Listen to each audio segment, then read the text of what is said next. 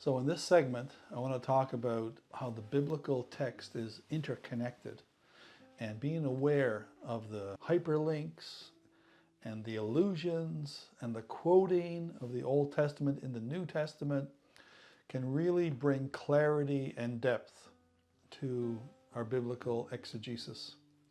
So let me give you the example again from James chapter 5. Remember earlier I said, why is Elijah used as an example when we're talking about the subject of healing?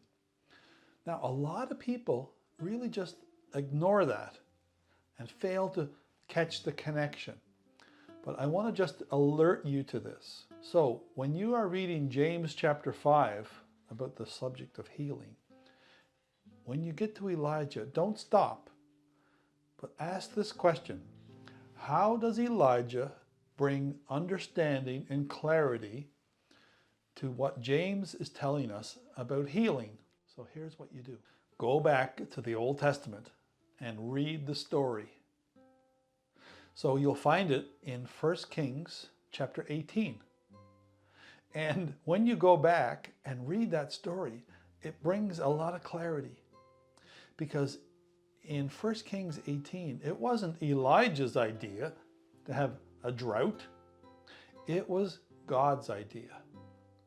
And so the point here is Elijah didn't make it stop raining and he didn't make it start raining.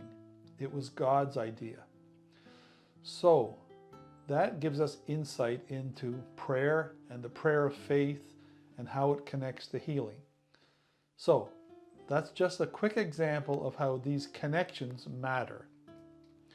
And another way to look at this is look at biblical themes or motifs. For example, when you're reading in 1 Corinthians chapter 3 or in Ephesians, I think it's chapter 2, where Paul says, we are the temple. We are the temple of the Holy Spirit. We are the place where God dwells.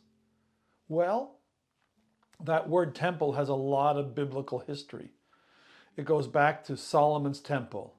It goes back to the tabernacle, that portable temple that Moses carried through the wilderness. And Paul now in the New Testament is saying, we are the temple. So that theme or that idea is enriched when we study the biblical and Old Testament references. Then when you go to the book of Revelation, for example, and you read about the New Jerusalem, and you read that there's no temple because the Lord himself is the temple.